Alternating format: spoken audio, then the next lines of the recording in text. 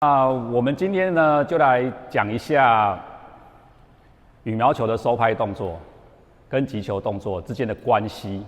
那为什么特别强调这个关系呢？那这个关系蛮有趣的，就是说，很多人在打球的时候，就会有一个很奇怪的动作，就是会做这个动作，他会这样子停在这边，然后要打球的时候再收拍，再打出去，那这样不是不对，但是这样子就会显得很没有效率，就变成说你已经到位了，可是呢，你又要花时间去收拍，再打球。那羽毛球是强调一个快速的运动，那我们能够争取我们这边的时间，能够争取的越多的话，对我们是越有利的。那所以我们希望是什么？我们希望的是你一上去就收好拍，直接打出去，这样是最快的。那我们就来讲一下收拍可以有什么比较取巧的方式。所谓取巧的方式，就是比较高效率的方式。那我们来解说一下，我们稍微来说明一下这个取巧的方式是什么。你看哦，我们刚刚讲的是球到这里的时候，我球拍架好的时候，我球快来了，球拍做一个收的动作，那球继续飞，我们往前打，把它打下去，那我现在这次要跟各位说明，就是说这个收拍的动作，我们什么时候可以做快一点？那我们今天主要的主题就是如何快速的收拍。那我们现在讲一下，就是两个物体的移动。我们打羽毛球就是球跟球拍要接触嘛，对不对？好，那球一直在飞，球拍一直往前挥，我们撞在一起。那收拍的动作呢？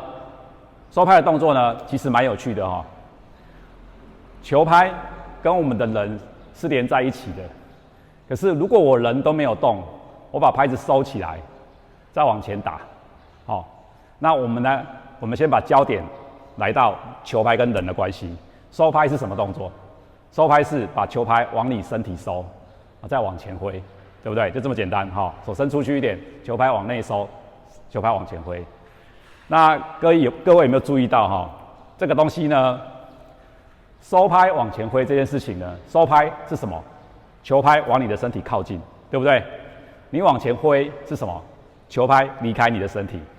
好了，这个时候呢，我们就来讲一个比较有趣的东西。这是球拍，假设这是你的身体。那我们刚刚做什么动作？正常人做的是把球拍靠近身体做收拍的动作，然后再把它挥出去，对不对？这叫收拍。那如果我们可以把收拍做成什么呢？我们把收拍收的同时，如果我把我的身体往前靠，但是手又没有动，我是不是可以提早完成收拍？我们给各位看一下两个动作最大的差别。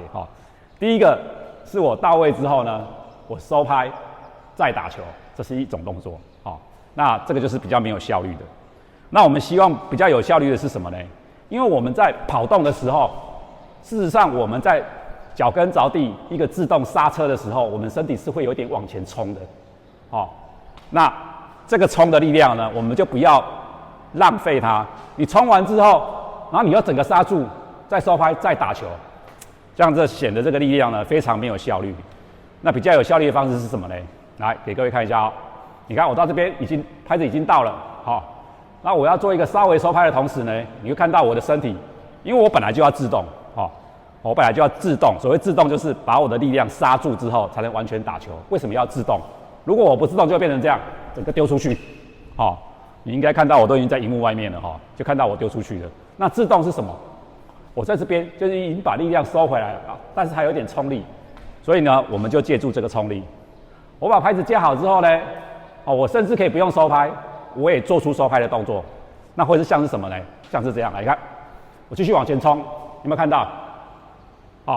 我已经做收拍动作了。可是你会发现，我如果还原一下给你看，我们倒带倒带，我们就不用麻烦剪接师了，我自己倒带给你们看。来，倒带，我已经倒带了你会看到我的拍子没有动，但是因为我的身体移动，我就做出了收拍动作。来，你看收拍，有么很神奇吧？收拍了。来，我再倒带一次，你看手没有动。好，这个就是巧妙的地方在这里了。我们只要收拍，就是要达成你的身体跟你的手的关系，是呈现一个收拍的姿势，它就是收拍了。有一定要收手吗？对不对？那当然呢，收手这个动作我们也不要浪费。所以我们刚刚讲的羽毛球是强调是速度的运动，所以呢，我们就直接收一点拍，加一点往前移动，我就可以做到瞬间收拍。好，接下来我们来打一下瞬间收拍的感觉，跟你没有收拍的感觉的那种样子。好，来，我们来做一下收拍。你看，这个就是没有借助身体直接收手打球的动作。来，再一个来，这样，就是这样，就是这样打。好，我们来打一个我有收身体的动作也给你看，来，好，有没有看到球就直接出去了就直接出去了。为什么？因为我的身体往前推的时候，我已经做出收拍的动作，我只要再出拍就可以了。来，再一个来，哇，就直接出去了，有没有看到？来，再来一个。